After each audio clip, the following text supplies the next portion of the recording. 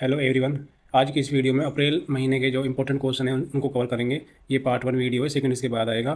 तो चलिए शुरू करते हैं इस क्लास को। क्वेश्चन पहला है, टाइगर ट्रैम्प एक द्विपक्षीय त्रिसेवा मानवीय सहायता और आपदा राहत अभ्यास भारत और किस देश के बीच में आयोजित किया जाता है? तो ये भारत करता है अमेरिका के साथ, यानी इसका ऑप्शन डी सही हो जाएगा, अमेरिका। और अमेरिका के साथ भारत एक और अभ्यास करता है जिसका नाम है सी ड्रैगन। सी ड्रैगन ये अमेरिका और भारत के बीच में होता है। इस बार ये अमेरिका में जो गुआम एक जगह है वहाँ पे आयोजित हुआ। ये इसका फोर्थ एडिशन था। और 2019 में ये स्टार्ट हुआ था। कुछ साल बीच में कोविड की वजह से ये हो नहीं पाया था। और अब ये हुआ है। ये भारत में ये 2 चरण में होता है। पहला चरण इसका हुआ विशाखापट्टनम में और दूसरा हुआ काकीनाडा। भारत का ये जो पूर्वी तट है जिसको ईस्टर्न सीबोर्ड कहा जाता है, इसमें एक जगह है काकी विशाखापट्टनम और दूसरा ये काकीनाडा, यहाँ पे हुआ। ठीक है। इनके अलावा और एक्सरसाइज हैं जो भारत और अन्य देशों के साथ होती हैं, इनको भी देख लीजिए। जैसे वरुण एक्सरसाइज है, ये इंडिया और फ्रांस के बीच में होती है। सी ड्रैगन इंडिया और अमेरिका, इसके साथ ही इसमें 5 कंट्री आते हैं। ठीक है। और साइक्लोन फर्स्ट इंडिया और इजिप्ट के बीच में होती है। वीर गार्डियन है, शत्रुजीत है, ट्रोपेक्स है, Dustlik, Sampriti, cobra gold, Garud Shakti, ये इंडिया और इंडोनेशिया के बीच होती है। कोंकण है, ये इंडिया और यूके के बीच में होती है। खंजर है, ये इंडिया और किर्गिस्तान के बीच में होती है। ठीक है। और डिजर्ट नाइट है, ये इंडिया और फ्रांस के बीच में होती है। तो ये सब भी आपको याद रखनी है। यहाँ से आप ये पीपीटी ये पीडीएफ आपको मिल जाएगी टेलीग्राम ग्रुप में, वहाँ से आप इनको रिवीजन कर लेना। क्वेश्चन अगला है, एसआरएमबी स्टील ने मार्च 2025 में किस क्रिकेटर को अपना ब्रांड एम्बेसडर नियुक्त किया? तो एसआरएमबी स्टील ने बनाया है रोहित शर्मा को अपना ब्रांड एम्बेसडर। तो इसका ऑप्शन भी सही हो जाएगा। ये एक स्टील निर्माता कंपनी है एसआरएमबी, जो कि टीएमटी बार बनाती है, थर्मो मैकेनिकल ट्रीटेड बार बनाती है। ठीक है। साथ ही आपको ये भी याद रखना है, गोवाई विवो ने किसको बनाया था अपना ब्रांड एम्बेसडर? ऋषभ पंत को। और टाटा मोटर्स ने बनाया विक्की कौशल को।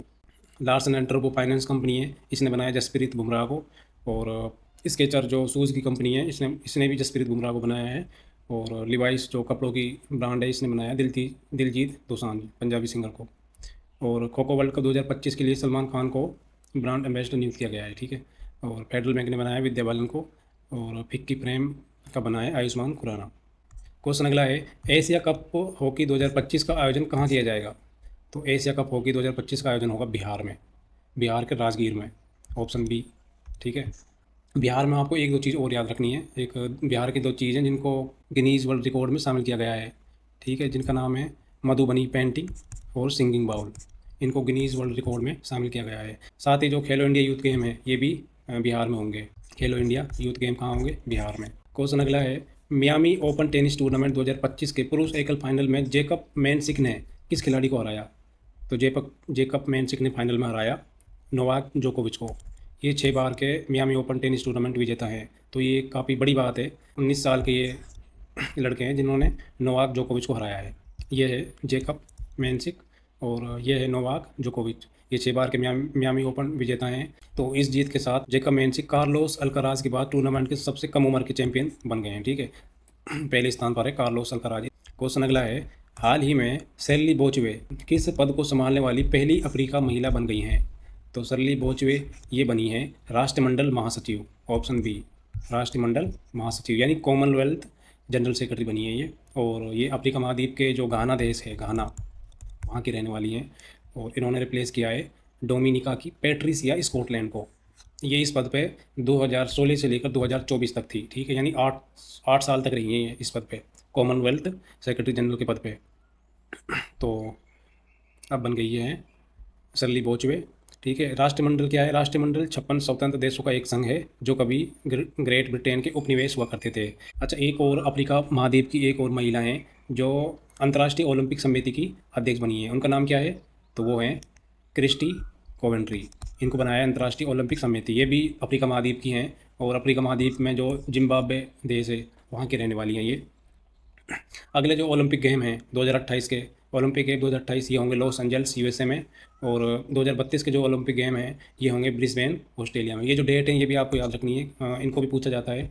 और साथ ही एक चीज़ और आपको याद रखनी है, जो ओलंपिक गेम 2028 हैं लॉस एंजल्स वाले, यूएसए वाले, इनमें 5 नए गेम और जोड़े गए हैं जिनका नाम मैंने यहाँ पे लिख दिया है। पहला है क्रिकेट, T20 फॉर्मेट में होगा ये, 1900 के बाद पहली बार इसकी वापसी हो रही है।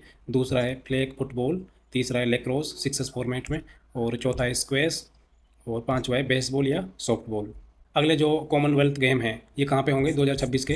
तो 2026 के कॉमनवेल्थ गेम होंगे ग्लासगो स्कॉटलैंड में, 23 जुलाई से 2 अगस्त 2026 तक। और कॉमनवेल्थ गेम का नाम भी चेंज हो गया था, ये मैंने पिछले महीने की करंट अफेयर्स में कवर किया था। इसका नया नाम हो गया है कॉमनवेल्थ स्पोर्ट, कॉमनवेल्थ स्पोर्ट कर दिया इसका नया नाम, ठीक है। और 2026 का जो फीफा विश्व कप है इसकी मेज़बानी 3 देशों द्वारा की जाएगी, संयुक्त राज्य अमेरिका, मैक्सिको और कनाडा। ये पहला मौका है जब तीनों देश मिलकर फीफा विश्व कप की मेज़बानी करेंगे। और फीफा विश्व कप, फीफा विमेन, ये तो है पुरुषों का, ठीक है, पुरुषों का, और ये है विमेन का। तो 2027 का जो फीफा विमेन वर्ल्ड कप है ये होगा ब्राज़ील में 2027 का, और 2031 का होगा यूएसए में, अमेरिका में, और 2035 का होगा यूके यानी इंग्लैंड में, ब्रिटेन में होगा ये, ठीक है। तो ये जो डेट है ये आपको याद रखनी है, ये ओनली जो बड़े बड़े गेम्स हैं उनकी मैंने डेट को यहाँ पे कलेक्ट किया है। ये इनको पूछते हैं एग्ज़ाम में, तो ये आपको बार बार रिवाइज़ करनी है ये डेट्स, ठीक है। क्वेश्चन अगला है, 14वें दलाई लामा को हाल ही में किस पुरस्कार से सम्मानित किया गया है? तो 14वें दलाई लामा को मिला है गोल्डन मरकरी पुरस्कार, ऑप्शन बी गोल्ड मरकरी पुरस्कार। दलाई लामा के बारे में बता दूं, दलाई लामा ये कोई व्यक्ति नहीं है, ये पद होता है। इसके बारे में मैं आपको विस्तार से बताता हूँ। ये हैं 14वें दलाई लामा, इनका नाम है तेंजिंग ग्यासो, तेंजिंग ग्यासो, ठीक है। ये दलाई लामा के बारे में आपको बता देता हूँ। दलाई लामा ये कोई व्यक्ति का नाम नहीं है, बल्कि ये एक पद होता है, टाइटल होता है, ठीक है, जो तिब्बती बौद्ध धर्म में एक बहुत ही सम्मानित और पवित्र धार्मिक गुरु को दी जाती है। इस दलाई लामा जो शब्द है ये मंगोल भाषा का है, जिसका अर्थ होता है, दलाई का अर्थ होता है समुद्र, और लामा का अर्थ होता है गुरु या आध्यात्मिक शिक्षक। अगर इस पूरे शब्द की बात करें तो दलाई लामा इसका अर्थ हो जाता है बुद्धि का समुद्र रखने वाला गुरु, ठीक है। और 14वें दलाई लामा है, इनका नाम है तेंजिंग ग्यासो। ये तिब्बत के एक छोटे से गांव में इनका जन्म हुआ था 1935 में। ये पहले तिब्बत में रहते थे, पर तिब्बत, और जब चीन ने तिब्बत पर कब्जा किया था 1959 में, तो ये भारत में शरण लेने आ गए थे। तब से ये हिमाचल प्रदेश में जो धर्मशाला है वहाँ पे ये रहते हैं, ठीक है। और ये जो अवार्ड है गोल्ड मरकरी अवार्ड, ये दिया जाता है दुनिया में शांति, स्थिरता और मानवता के योगदान के लिए। क्वेश्चन अगला है, प्रोजेक्ट टाइगर किस वर्ष शुरू किया गया था? तो प्रोजेक्ट टाइगर शुरू किया गया था 1 अप्रैल 1973। तो सही आंसर हो जाएगा ऑप्शन बी 1973। अब भारत में हो गए हैं टोटल 58 टाइगर रिजर्व, ठीक है। टाइगर रिजर्व 58 कौन सा बना है? तो 58 बना है एमपी का महादेव टाइगर रिजर्व, जो कि मध्य प्रदेश का जो शिवपुरी जिला है उसमें स्थित है। और एमपी का कौन सा है? एमपी में 8 थे पहले, अब हो जाएंगे 9। तो एमपी में 9 टाइगर रिजर्व हैं, सबसे ज़्यादा एमपी में ही है, इसलिए एमपी को टाइगर स्टेट भी कहा जाता है। क्वेश्चन अगला है, अप्रैल 2025 में भारतीय रिजर्व बैंक के डिप्टी गवर्नर के रूप में किसे नियुक्त किया गया है, जो माइकल देवव्रत पात्रा का स्थान लेंगी? तो ये बनी है Poonam Gupta, option B. RBI में 4 डिप्टी गवर्नर होते हैं, यहाँ पे आप देख लेते हैं जो 4 गवर्नर हैं आरबीआई के डिप्टी गवर्नर, वो हैं एम राजेश्वर राव, दूसरे हैं टी रवि शंकर। ये जो टी रवि शंकर हैं इनका 1 साल का टेन्योर और बढ़ा दिया गया है। और तीसरा है स्वामीनाथन जानकी रमन, और चौथी है पूनम गुप्ता जो नई बनी है। इसमें ये 2 क्वेश्चन आपको याद रखने हैं, एक तो जो टी रवि शंकर है इनका टेन्योर बढ़ा दिया है 1 साल, और चौथा है पूनम गुप्ता। साथ ही जो आरबीआई के गवर्नर हैं वो कौन है? तो वो हैं संजीव मल्होत्रा, संजीव मल्होत्रा, ये 26वें नंबर के आरबीआई गवर्नर हैं। आरबीआई की स्थापना हुई थी 1 अप्रैल 1935 को, हेडक्वार्टर मुंबई में है। क्वेश्चन अगला है, भारतीय अंतरिक्ष अनुसंधान संगठन इसरो द्वारा तीसरा लॉन्च पैड कहाँ बनाया जाएगा? तो ये बनाया जाएगा श्री हरिकोटा आंध्र प्रदेश में, ऑप्शन ए। पहले से ही 2 लॉन्च पैड थे, पर अब इसकी ज़रूरत क्या पड़ी तीसरे लॉन्च पैड को बनाने की? पहले का जो लॉन्च पैड है उन कम वजन के रॉकेट और अंतरिक्ष यान होते हैं, उनके लिए, उनके प्रक्षेपण के लिए होते हैं। बाकी अगर मान लो आगे जाके अपने को मंगलयान पर अंतरिक्ष यान भेजना है, भारी भरकम अंतरिक्ष यान को भेजने के लिए वो सक्षम नहीं है, इसलिए तीसरा लॉन्च पैड बन रहा है। लॉन्च पैड होते क्या है वैसे? ये एक ऐसी स्ट्रक्चर होती है जहाँ से रॉकेट या अंतरिक्ष यान को अंतरिक्ष में भेजा जाता है, ठीक है। क्वेश्चन अगला है, रेल यात्रियों के चोरी और गुम मोबाइल को ट्रैक और ब्लॉक करने के लिए दूरसंचार विभाग ने किसके साथ सहयोग किया है? रेलवे सुरक्षा बल, railway protection force, option B RPF के साथ। ट्रेन में जो मोबाइल गुम होते हैं उनकी संख्या बढ़ती जा रही है, इसलिए दूरसंचार विभाग ने ये साझेदारी करी है आरपीएफ के साथ। क्वेश्चन अगला है, स्पेस एक्स का फ्रेम 2 मिशन किस विशेष क्षेत्र पर केंद्रित था? तो ये है पृथ्वी की ध्रुवीय क्षेत्र, ऑप्शन डी, पृथ्वी के ध्रुवीय क्षेत्र। 1 अप्रैल 2025 को स्पेस एक्स ने फ्रेम 2 मिशन को सफलतापूर्वक लॉन्च किया, जो पृथ्वी के ध्रुवीय क्षेत्रों पर पहला मानव अंतरिक्ष यान है। ठीक है। क्वेश्चन अगला है, वक्फ संशोधन विधेयक 2025 को भारतीय संसद ने लोकसभा में कब पारित किया? तो वक्फ संशोधन अधिनियम ये लोकसभा में भी पारित हुआ 3 अप्रैल को। लोकसभा में ये पारित हुआ 3 अप्रैल 2025 को, राज्यसभा में हुआ 4 अप्रैल 2025 और राष्ट्रपति की स्वीकृति मिली इसको 5 अप्रैल 2025 राष्ट्रपति द्रौपदी मुर्मू द्वारा। और इम्प्लीमेंटेशन कब हुआ इसका? 8 अप्रैल 2025 को, यानी कानून बन गया ये 8 अप्रैल 2025 को। ये मोस्ट इंपॉर्टेंट क्वेश्चन है कि कानून कब बना, तो कानून बनाइए 8 अप्रैल 2025 को। क्वेश्चन अगला है, डोनाल्ड ट्रंप द्वारा भारतीय वस्तुओं पर 9 अप्रैल 2025 से लागू पारस्परिक टैरिफ का प्रतिशत क्या था? तो डोनाल्ड ट्रंप अमेरिका ने लगाया भारत पर 26% का टैरिफ, ऑप्शन बी। अप्रैल 2025 को राष्ट्रपति द्रौपदी मुर्मू ने भारतीय रिजर्व बैंक आरबीआई की 90वीं वर्षगांठ पर कितने मूल्य का विशेष डाक टिकट जारी किया? 1 अप्रैल 1935 को आरबीआई का गठन हुआ था और 1 अप्रैल 2025 तक इसको हो गए हैं 90 साल। तो इसके उपलक्ष्य में राष्ट्रपति ने 5 रुपये का डाक टिकट जारी किया। तो इसका सही आंसर हो जाएगा ऑप्शन बी, 5 रुपये का। आरबीआई के गवर्नर हैं संजय मल्होत्रा, 26वें नंबर के। क्वेश्चन अगला है, भारत सरकार ने एंटी रेबीज़ और एंटी स्नेक वेनम की उपलब्धता पर नज़र रखने के लिए कौन सा डिजिटल प्लेटफॉर्म लॉन्च किया है? तो इस प्लेटफॉर्म का नाम है जूबिन, ऑप्शन सी, जूबिन। जैसे कोविड के टाइम में कोविन पोर्टल बना था, जिस पे अपन चेक कर सकते थे कि मेरे कितने डोज लग गई हैं, फर्स्ट डोज, सेकंड डोज, फिर बूस्टर डोज होती थी। तो उस पर उसी तरह का ये प्लेटफॉर्म है जिस पे एंटी रेबीज़ और एंटी वेनम की जो वैक्सीन है, जो दवाई है, उसकी अवेलेबिलिटी का पता लग जाएगा।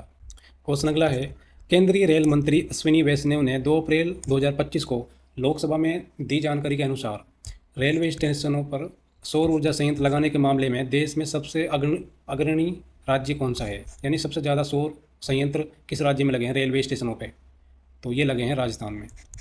राजस्थान के जो रेलवे स्टेशन हैं वहाँ पे सबसे ज़्यादा सौर ऊर्जा संयंत्र लगे हैं। यानी 2 अप्रैल 2025 यानी जो 2024-2025 का जो वित्तीय वर्ष है, इसमें इसकी ये जानकारी है। ठीक है, यहाँ पे आप देख सकते हैं 2025 तक, यानी 2 फरवरी 2025 तक जो सोलर संयंत्र लगे हैं उनकी संख्या है 275। दूसरे स्थान पर है महाराष्ट्र जिसमें 270 लगे हैं और तीसरे स्थान पर है पश्चिम बंगाल 237। क्वेश्चन अगला है, भारत और श्रीलंका के बीच किस परियोजना के तहत बिजली के आयात निर्यात की व्यवस्था की जाएगी? तो भारत और श्रीलंका के बीच एक परियोजना है जिसका नाम है HVDC इंटरकनेक्टिंग प्रोजेक्ट। इसके तहत बिजली के आयात और निर्यात की व्यवस्था की जाएगी, यानी बिजली बेची या ली जा सकेगी, option B, HVDC interconnection project. प्रधानमंत्री नरेंद्र मोदी को श्रीलंका का जो सर्वोच्च नागरिक सम्मान है वो भी मिला था, क्योंकि अभी प्रधानमंत्री मोदी जी श्रीलंका की यात्रा पर गए थे, तो वहाँ पे जो श्रीलंका का सर्वोच्च नागरिक सम्मान है वो मिला, जिसका नाम है श्रीलंका मित्र विभूषण, श्रीलंका मित्र विभूषण। क्वेश्चन अगला है, मुक्केबाजी विश्व कप 2025 के फाइनल में पहुँचने वाले पहले भारतीय मुक्केबाज कौन बने हैं?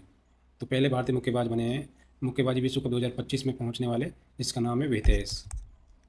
ये है हितेश गुलिया, इसका पूरा नाम हितेश गुलिया है।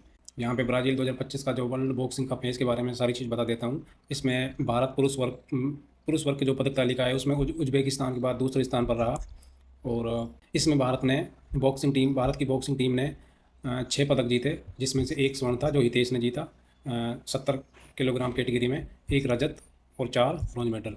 यहाँ पे आप देख सकते हैं हितेश, इसने गोल्ड जीता 70 किलोग्राम कैटेगरी में। दूसरे पर अविनाश जामवाल, इन्होंने 65 किलोग्राम कैटेगरी में रजत पदक जीता। तो आपको बस संख्या याद रखनी है, टोटल 6 पदक जीते, जिसमें से 1 गोल्ड, 1 रजत और 4 कांस्य। और गोल्ड किसने जीता? हितेश ने। क्वेश्चन अगला है, रुद्राक्ष बालासाहब पाटिल ने ब्यूनस आयर्स अर्जेंटीना में आयोजित ISSF यानी international shooting sports federation world cup 2025 में किस स्पर्धा में स्वर्ण पदक जीता? तो बालासाहब पाटिल ने जीता ये 10 मीटर एयर राइफल में। इसमें काफ़ी कन्फ्यूजन होता है, इसलिए मैं आपको बता देता हूँ। ये जो ISSF वर्ल्ड कप है ये लगभग ये मान के चलो आप अप्रैल से ये अगस्त तक, दिसंबर तक चलती है ये जो इवेंट्स हैं। तो दो इवेंट्स इसके हो चुके हैं। एक तो अर्जेंटीना जो 1 अप्रैल से 11 अप्रैल को हुआ 2025 में, जिसमें चाइना रहा टॉप पर, दूसरे पर था इंडिया और तीसरे पर रहा USA। यानी इंडिया ने 4 गोल्ड जीते, 2 सिल्वर और 2 ब्रॉन्ज, टोटल 8 मेडल इंडिया ने जीते यहाँ पे। और दूसरा है लीमा पेरू, ये 13 अप्रैल से 22 अप्रैल के बीच में हुआ, जिसमें इंडिया था 3rd स्थान पर, पहले चाइना, सेकंड पर यूएसए। अब जो अर्जेंटीना में हुआ है ब्यूनस एयर्स वाला, ये इसमें भारत ने जीते 8 मेडल, जिनमें से 4 गोल्ड हैं। गोल्ड किस किसने जीते? तो गोल्ड जीते हैं विजयवीर सिंधु ने, दूसरा है सिप्त कौर शर्मा, तीसरा है रुद्राक्ष पाटिल, और चौथा है सुरुचि सिंह ने। आपको जो गोल्ड वाले हैं आप इनको याद रख सकते हैं, बाकी इनको याद रखने की इतनी ज़रूरत है नहीं, क्योंकि ये जो इवेंट है काफ़ी हो जाती है। ये लीमा के हैं, लीमा पेरू में जो हुआ था इसमें भारत ने 7 मेडल जीते, जिसमें से सौरभ चौधरी और सुरुचि सिंह ने 10 metre air pistol mix team में गोल्ड जीता, और सुरुचि सिंह ने सिंगल में भी जीता, महिला 10 मीटर एयर पिस्टल में गोल्ड। इसमें भारत का स्थान रहा तीसरा, और अर्जेंटीना वाला था उसमें रहा सेकंड। यहाँ पे मैं आपको ये बताने की कोशिश कर रहा था कि ये जो ISS वर्ल्ड कप हैं ये चलेंगे 1 अप्रैल से 9 दिसंबर तक चलते हैं, मतलब काफ़ी हो जाते हैं, इसलिए जो इसमें गोल्ड वाले हैं और इसमें भारत का जो स्थान है आपको बस वही याद रखना है। अभी जैसे ब्यूनस आयर्स और लीमा वाला हो चुका है, इसके बाद होगा निकोसिया में, फिर म्यूनिक में होगा जर्मनी में, फिर लोनाटो, फिर निगबो, और लास्ट में होगा दोहा कतर में, ठीक है। तो इसमें आपको सब चीज़ याद रखने की ज़रूरत नहीं है, बस जो एक तो रैंक याद रखनी है इंडिया की, जैसे अर्जेंटीना वाले में रैंक थी इंडिया की दूसरी, ठीक है, और लीमा पेरू में रैंक है भारत की तीसरी। और टोटल मेडल भी याद रखने हैं, जैसे अर्जेंटीना में टोटल मेडल हैं 8, और इसमें है 7।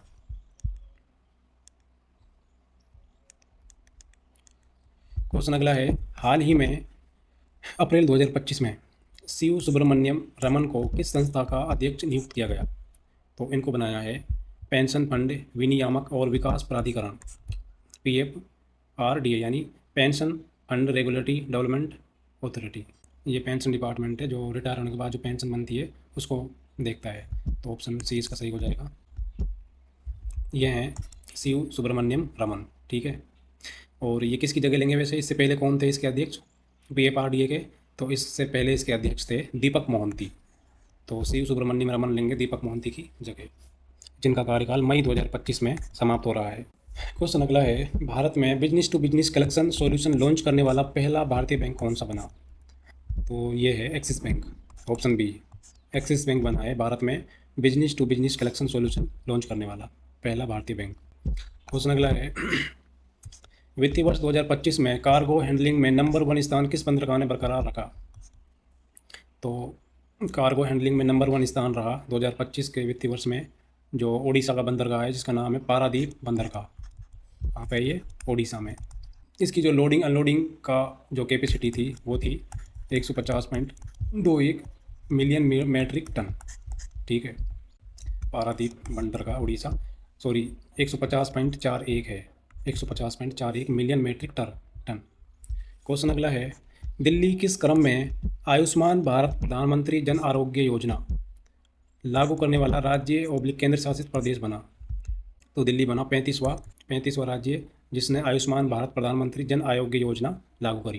प्रधानमंत्री जन आरोग्य जो योजना है इसकी शुरुआत हुई थी 2018 में, 23 सितंबर 2018 में। भारत का पहला वर्टिकल लिफ्ट रेल ब्रिज किस स्थान पर बना? ये बना रामेश्वरम में, तमिलनाडु में एक द्वीप है जिसका नाम है रामेश्वरम, ऑप्शन सी। प्रधानमंत्री नरेंद्र मोदी ने 6 अप्रैल 2025 को तमिलनाडु के रामेश्वरम में नवनिर्मित पम्बन पुल का उद्घाटन किया, जो कि भारत का पहला वर्टिकल लिफ्ट रेलवे समुद्री पुल है।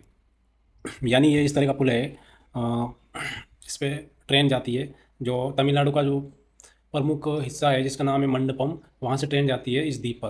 तो समुद्री जो जहाज़ होते हैं उनके आवागमन को बिना डिस्टर्ब किए इस वर्टिकल लिफ्ट ब्रिज का निर्माण किया गया है। जब ट्रेन का टाइम होता है तो इसको नीचे कर दिया जाता है बिल्कुल पैरेलल में, और जब ट्रेन यहाँ से निकल जाती है तो इसको कर दिया जाता है बिल्कुल ऐसे ऊपर कर दिया जाता है इसको, जिससे कि ये जो समुद्री जहाज़ हैं ये इजीली इधर से उधर जा सकें, ठीक है। प्रधानमंत्री नरेंद्र मोदी ने 6 अप्रैल 2025 को इसका उद्घाटन किया है और इसका नाम है पम्बन पुल, क्योंकि ये जो तमिलनाडु का ये वाला हिस्सा है मंडपम, इसको जोड़ता है रामेश्वरम जो प्रमुख तीर्थ स्थल है, रेलवे लाइन से जोड़ता है, ठीक है। ये बिल्कुल यहाँ पड़ता है, आप ये मैप में देख सकते हैं, ये तमिलनाडु, ये है श्रीलंका, इसके बीच में ये जो लाइन है यहाँ पर है ये मंडपम, और ये जो यहाँ पर द्वीप है रामेश्वरम। इसकी लंबाई आपको याद रखनी है, इस पुल की लंबाई है 2 किलोमीटर, 2.05 किलोमीटर, ठीक है। क्वेश्चन अगला है, अप्रैल 2025 में तमिलनाडु के किन 2 स्वदेशी उत्पादों को भौगोलिक संकेत यानी जीआई टैग प्रदान किया गया? तो तमिलनाडु के 2 स्वदेशी उत्पाद हैं जिनका नाम है कुंभकोनम सुपारी और दूसरा है थोलाई फूलमाला। यहाँ पे आप देख सकते हैं ये कुंभकोनम सुपारी पान का पत्ता है और ये फूलों की माला। ये बहुत छोटे छोटे फूल होते हैं, तो इसका नाम है थोलाई फूलमाला। और कुंभकोनम जो सुपारी है ये तंजावुर में होती है, और थोलाई फूलमाला है ये कहाँ पे होती है? ये होती है कन्याकुमारी में, कन्याकुमारी की है ये। और जीआई टैग 10 साल के लिए दिया जाता है और उसको देता है तमिलनाडु में जो जियोग्राफिकल इंटीग्रेशन रजिस्ट्री है, चेन्नई में इसका हेडक्वार्टर है, और ये इसको 10 साल के लिए देती है। उसके बाद इसको रिन्यू कराना पड़ता है, ठीक है। साथ ही जो गुजरात के अहमदाबाद में जमालपुर की जो पारंपरिक सौदागरी ब्लॉक प्रिंट है उसको भी जीआई टैग मिला है। ये अपने जटिल हाथ से छपे डिजाइनों के लिए जानी जाती है। और तेलंगाना के जो वारंगल की चपटा मिर्च है उसको भी जीआई टैग मिला है। और केरल के जो कनादी पय्या आदिवासी हस्तशिल्प है इसको भी जीआई टैग मिला है। जो कनादी पय्या ये पहले आदिवासी थे और जिन्होंने इस हस्तशिल्प को शुरू किया था, तो इसलिए इसके नाम पे इसका नाम रख दिया है कनादी पय्या आदिवासी हस्तशिल्प। यहाँ पे आप देख सकते हैं ये है कनादी पय्या आदिवासी हस्तशिल्प और ये है चपटा मिर्च।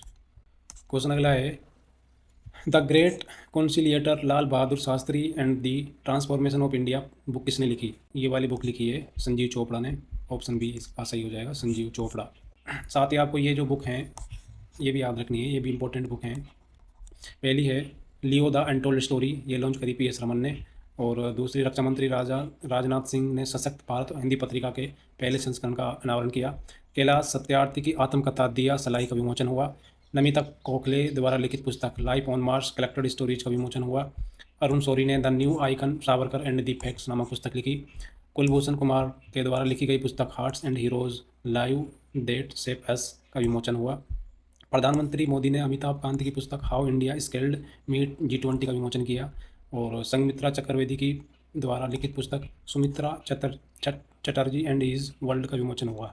क्वेश्चन अगला है, सैयद मोहसिन रजा नकवी किस संगठन के अध्यक्ष बने? ये पहले पाकिस्तान क्रिकेट बोर्ड के अध्यक्ष थे, अब बन गए हैं ये एशियाई क्रिकेट परिषद। ऑप्शन बी एशियाई क्रिकेट परिषद यानी एशियन क्रिकेट काउंसिलिंग।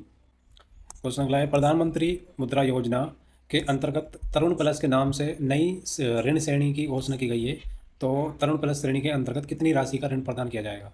ये जो योजना है प्रधानमंत्री मुद्रा योजना, इसके तहत सरकार लोन देती है। क्योंकि 2015 में इसको स्टार्ट किया गया था और अब हो गया है 2025, यानी 10 साल इसको पूर्ण हो गए हैं। तो सरकार ने इसमें एक और कैटेगरी शामिल कर दी है जिसका नाम है तरुण प्लस। पहली जो कैटेगरी है शिशु, इसमें 50,000 तक रुपये का ऋण दिया जाता है। दूसरे में 50,000 से 5 लाख के बीच, और तरुण कैटेगरी में दिया जाता है 5 से 10 लाख के बीच में। अब जो नई कैटेगरी बनी है तरुण प्लस, इसमें दिया जाएगा 10 से 20 लाख रुपए के बीच में। तो इसका सही आंसर हो जाएगा 10 से 20 लाख, ऑप्शन बी, ठीक है। ये जो योजना है प्रधानमंत्री मुद्रा योजना, ये 8 अप्रैल 2015 को शुरू हुई थी। क्वेश्चन अगला है, वर्ल्ड हेल्थ डे जो कि 7 अप्रैल को प्रतिवर्ष मनाया जाता है, इसकी थीम क्या है इस बार 2025 में? इसकी थीम है healthy start hopeful future. Option C healthy start hopeful future. 2025 ISSF विश्व कप लीमा पेरू में भारत ने कौन सा स्थान प्राप्त किया? ये मैंने इसकी जो कंप्लीट डिटेल है वो मैंने आपको बता दी है। तो लीमा पेरू में भारत का स्थान रहा तीसरा, और जो अर्जेंटीना वाला था जो ब्यूनस आयर्स में हुआ था उसमें भारत का स्थान था दूसरा, और चाइना दोनों में टॉप पर रहा। इसमें भारत ने टोटल 7 मेडल जीते इसमें। क्वेश्चन अगला है, भारत में जूनोटिक रोगों का पता लगाने के लिए शुरू किया गया अध्ययन किस दृष्टिकोण पर आधारित है? तो ये आधारित है वन हेल्थ पर।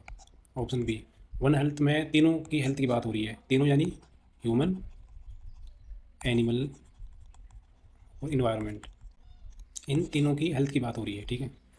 क्वेश्चन अगला है, पश्चिम बंगाल को 2025 में कितने नए जीआई टैग प्राप्त हुए? तो पश्चिम बंगाल को 2025 में प्राप्त हुए 7 जीआई टैग, ठीक है। इन 7 नए जीआई टैग मिलने के बाद पश्चिम बंगाल में टोटल जीआई टैग वाले प्रोडक्ट हो जाएंगे 32। क्वेश्चन अगला है, वक्फ संशोधन अधिनियम 2025 किस तारीख से लागू हुआ? तो ये लागू हुआ 8 अप्रैल, यानी कानून बन गया, ये कानून बन गया है 8 अप्रैल 2025 को। इसका नया नाम कर दिया है unified Waqf management empowerment efficiency and development act, यानी एकीकृत वक्फ प्रबंधन सशक्तिकरण दक्षता और विकास अधिनियम 1995। क्वेश्चन अगला है, भारत ने फ्रांस से कितने राफेल मरीन जेट खरीदने की मंजूरी दी है? इनकी संख्या है 26, जिसमें से 22 तो हैं सिंगल सीट राफेल एमजेट और 4 हैं डबल सीट राफेल। ये तैनात किए जाएंगे हिंद महासागर में चीन के मुकाबले, चीन से लड़ने के लिए, और हिंद महासागर में जो INS विक्रांत है उस पर ये तैनात किए जाएंगे। क्वेश्चन अगला है, हाल ही में अप्रैल 2025 में भारतीय रिजर्व बैंक ने नीतिगत रेपो रेट में 25 आधार अंकों की कमी की है। तो रेपो दर में कमी के बाद नई रेपो दर कितनी हो गई है? इससे अप्रैल से पहले जो रेपो रेट है RBI की वो थी 6.25%। अब इसमें 25 अंक कम हो गए हैं, तो अब ये हो गई है 6.00, यानी 6%। तो इसका सही आंसर हो जाएगा ऑप्शन ए, 6%। रेपो रेट क्या होती है? रेपो रेट होती है RBI जब कमर्शियल बैंक को जिस रेट पर लोन देता है उसको कहते हैं रेपो रेट। कमर्शियल बैंक यानी SBI, HDFC, एक्सिस बैंक, जो भी लोकल जो भी ये बैंक होते हैं जिनसे अपन लोन लेते हैं, इनको बोलते हैं कमर्शियल बैंक। केंद्र सरकार ने नया आधार ऐप लॉन्च किया है। इसकी खास विशेषता क्या है? तो इसकी खास बात ये है, ये फेस आईडी ऑथेंटिकेशन पर बेस है। फेस आईडी ऑथेंटिकेशन मतलब अब आपको अगर आधार सत्यापन करना है तो एक खाली QR कोड को स्कैन करके आप कर सकते हैं।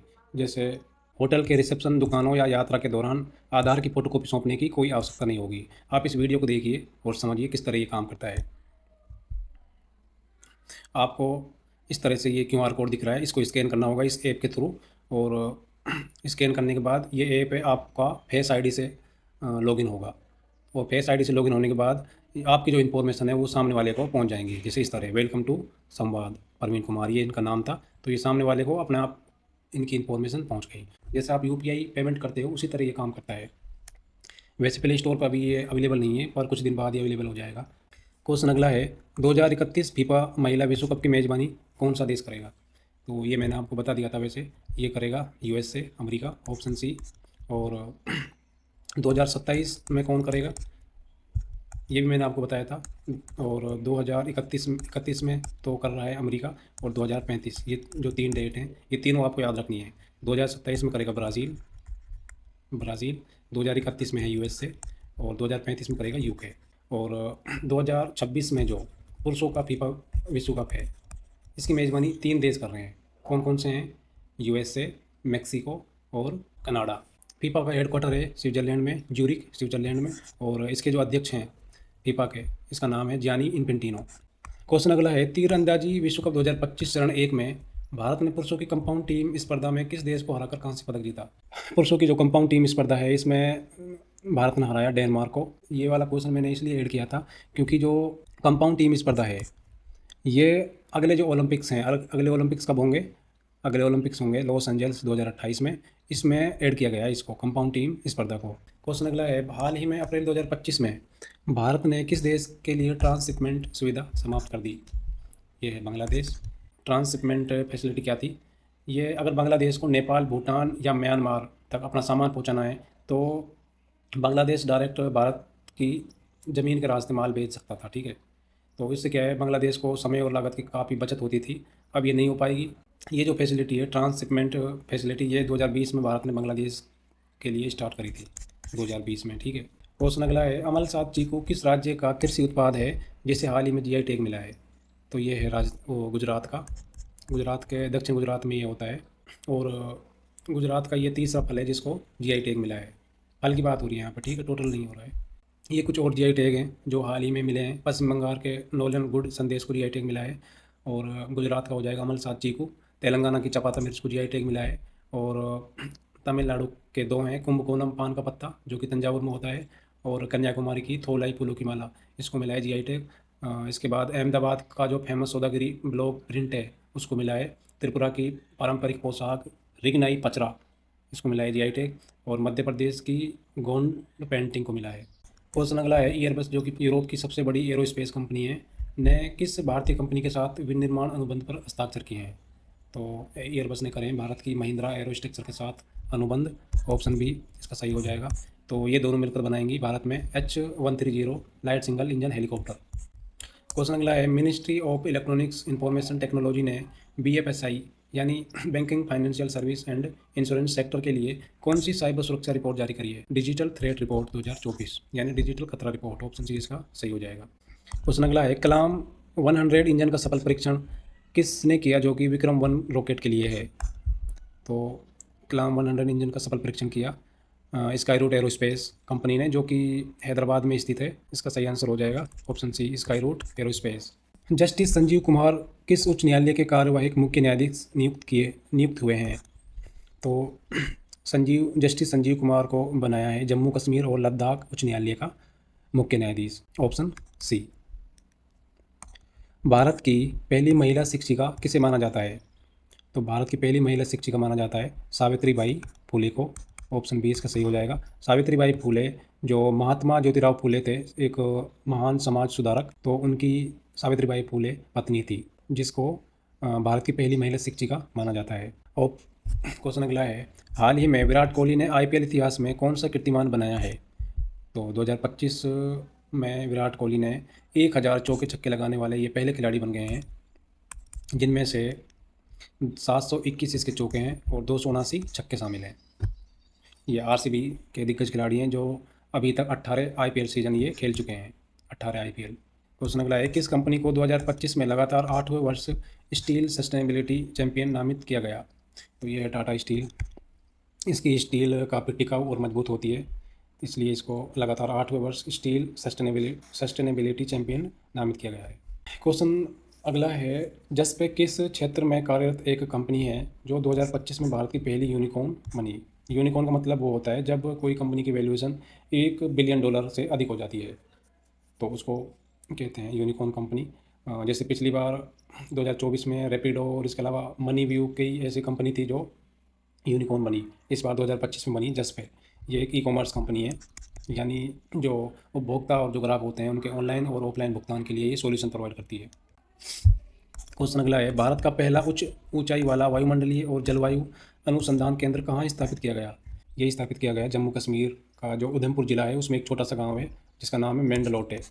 Option B मेंडलोटे। और इसका उद्घाटन किसने किया वैसे? इसका उद्घाटन किया डॉक्टर जितेंद्र सिंह, जो कि केंद्रीय राज्य मंत्री हैं। ठीक है, ये क्या करेगा, क्योंकि हिमाचल प्रदेश, उत्तराखंड और जम्मू कश्मीर में ये बादल फटने की आप काफ़ी न्यूज़ सुनते हैं, तो वहाँ पे जो उत्तर पश्चिम हिमालय है वहाँ पे जलवायु का पूर्व अनुमान लगाने के लिए, एरोसोल अध्ययन, क्लाउड माइक्रो फिजिक्स को समझने के लिए और मौसम पैटर्न विश्लेषण का एनालिसिस करने के लिए ये काम करेगा। वित्तीय वर्ष 2025-26 में मनरेगा के तहत श्रमिकों की दैनिक मजदूरी कितनी कर दी गई है? तो 2025-26 में इसकी जो दैनिक मजदूरी है वो बढ़ा दी गई है और बढ़ा के कर दी गई है 370 रुपये। Option C. मनरेगा के बारे में जान लेते हैं। मनरेगा की जो शुरुआत है वो 2 फरवरी 2006 को आंध्र प्रदेश के अनंतपुर जिले से हुई थी और इसका फुल फॉर्म होती है महात्मा गांधी राष्ट्रीय ग्रामीण रोजगार गारंटी अधिनियम। मनरेगा इसका नाम, पहले इसका नाम नरेगा था और 2 अक्टूबर 2009 को इसका नाम कर दिया मनरेगा। ये ग्रामीण विकास मंत्रालय के अंडर आता है। क्वेश्चन अगला है, हाल ही में किसे प्रधानमंत्री नरेंद्र मोदी का निजी सचिव नियुक्त किया गया है? तो प्रधानमंत्री नरेंद्र मोदी का निजी सचिव बनाया है निधि तिवारी को। ऑप्शन सी, निधि तिवारी। इस महीने की जो अन्य अपॉइंटमेंट है इनको भी देख लेते हैं। क्रिस्टी कॉमेंट्री को बनाया है अंतर्राष्ट्रीय ओलंपिक समिति का अध्यक्ष और जस्टिस जॉय माल्या बागची ये सुप्रीम कोर्ट के नए जज बने हैं। ताकाशी नाकाजिमा को बनाया है होंडा कार्स इंडिया के नए अध्यक्ष और सीईओ। राष्ट्रमंडल महासचिव की अध्यक्ष बनी है सरली बोचवे और पूनम गुप्ता को बनाया है आरबीआई का डिप्टी गवर्नर। निधि तिवारी को बनाया है प्रधानमंत्री नरेंद्र मोदी का निजी सचिव, प्राइवेट सेक्रेटरी और राजीव गौबा बने हैं नीति आयोग के नए सदस्य। हाल ही में साल 2025 के अंतर्राष्ट्रीय योग दिवस की थीम क्या है? तो 2024 अंतर्राष्ट्रीय योग दिवस, यानी अंतर्राष्ट्रीय योग दिवस मनाया जाता है 21 जून को। 21 जून सबसे बड़ा दिन होता है, तो इसकी थीम है एक पृथ्वी एक स्वास्थ्य के लिए योग, यानी yoga for one earth one health. Option C. हाल ही में किसने मियामी ओपन 2025 का खिताब जीता? ये जीता है आर्या सबलंका ने। ये टेनिस खिलाड़ी हैं बेलारूस की। Option C. और इसने हराया था जेसिका पेलुगा को। मियामी ओपन 2025 का जो पुरुष का खिताब है वो किसने जीता है? मियामी ओपन 2025 का जो पुरुष का खिताब है वो जीता है जेकब मैनसिक ने। जेकब मैनसिक। ये मैंने स्टार्टिंग में ये वाला क्वेश्चन कवर करा था और इसने हराया है नोवाक जोकोविच को। नोवाक जोकोविच को, जो कि 6 बार के मियामी ओपन विजेता हैं। तो ये आपको दोनों याद रखने हैं। महिला में बात करें तो महिला में ये जीता है आर्या सबलंका ने, और मेंस में ये जीता है जेकब मैनसिक ने। क्वेश्चन अगला है, हाल ही में किसे IRDAI यानी insurance regulatory and development authority of India का पूर्णकालिक सदस्य नियुक्त किया है? तो इसका सदस्य बनाया है स्वामीनाथन एस अय्यर को। Option C, Swaminathan S Aiyar. हाल ही में जारी RBI की रिपोर्ट के अनुसार मई 2023 में वापस लिए जाने के बाद 2000 रुपये के कितने प्रतिशत नोट बैंकिंग प्रणाली में वापस आ गए हैं? तो लगभग 98.21% नोट 2000 के नोट बैंकिंग प्रणाली में वापस आ गए हैं। हाल ही में केंद्र सरकार ने देश भर के कितने एकलव्य मॉडल आवासीय विद्यालय खोलने का लक्ष्य रखा है? केंद्र सरकार ने ये लक्ष्य रखा है 728 एकलव्य मॉडल खोलने का। एकलव्य मॉडल आवासीय स्कूल क्या होते हैं? ये आदिवासियों के लिए होते हैं, और ये 6 से 12th क्लास तक होते हैं ये। हाल ही में भारत ने किस देश को वेव्स 2025 यानी world audio visual entertainment summit 2025 में भाग लेने के लिए आमंत्रित किया है? तो भारत ने किया है चिली देश को। ये बहुत बड़ा इवेंट है और ये मुंबई में 1 मई से 4 मई तक होगा। हाल ही में निम्नलिखित में से किसने 2025 Paris freestyle chess grand slam जीता? तो ये जीता है मैग्नस कार्लसन ने। Option B. क्वेश्चन अगला है, हाल ही में निम्नलिखित में से किसे भारत के 23वें विधि आयोग लॉ कमीशन का अध्यक्ष नियुक्त किया? तो 23वें विधि आयोग का अध्यक्ष बनाया है दिनेश महेश्वरी को। Option B, Dinesh Maheshwari. हाल ही में 11वीं ब्रिक्स पर्यावरण मंत्रियों की बैठक 2025 कहाँ आयोजित हुई? ब्राज़ील में। Option C, Brazil. हाल ही में किसे ICC पुरुष क्रिकेट समिति का पुनः अध्यक्ष नियुक्त किया गया? इसका सही आंसर है ऑप्शन बी, सौरभ गांगुली। सौरभ गांगुली को ICC पुरुष क्रिकेट समिति का दोबारा अध्यक्ष बनाया गया है। क्वेश्चन अगला है, हाल ही में कहाँ के सीन्स इन द स्क्वायर में शाहरुख काजोल का स्टेचू लगेगा? तो सीन्स इन द स्क्वायर एक ही जगह है जो कि लंदन में है। Option D, London. हाल ही में किस देश ने 6 घंटे में 3D प्रिंटेड रेलवे स्टेशन बनाया? तो ये बनाया जापान ने। ऑप्शन बी इसका सही हो जाएगा, जापान। हाल ही में कहाँ भारत का सबसे बड़ा पेट्रोकेमिकल संयंत्र बनेगा? ये बनेगा ओडिशा में। ऑप्शन बी, ओडिशा का जो बंदरगाह है पारादीप बंदरगाह, वो 2025 में कार्गो हैंडलिंग में नंबर 1 रहा, जिसने लोडिंग अनलोडिंग की जो टोटल कैपेसिटी है 150.41 MMT वो पूरी करी। क्वेश्चन अगला है, हाल ही में किस राज्य सरकार ने पुलिस भर्ती अग्निवीरों के लिए 20% आरक्षण की घोषणा करी है? तो 20% आरक्षण देगी हरियाणा गवर्नमेंट, यानी बी ऑप्शन इसका सही हो जाएगा। तो हरियाणा गवर्नमेंट करेगी अग्निवीरों के लिए 20% आरक्षण पुलिस भर्ती में। तो thank you so much video पूरा देखने के लिए। ये था अप्रैल का पहला वीडियो। इसका जो पार्ट सेकंड है वो लगभग 10 से 15 मई के बीच में आ जाएगा। तब तक देखते रहिए सिविल एक। इसकी जो PDF है वो मैं टेलीग्राम पे अपलोड कर दूँगा, वहाँ से आप इसको रिवाइज कर सकते हैं। टेलीग्राम का नाम है सिविल एक, ये आप डायरेक्ट टेलीग्राम पे जाके सर्च कर सकते हैं, ठीक है।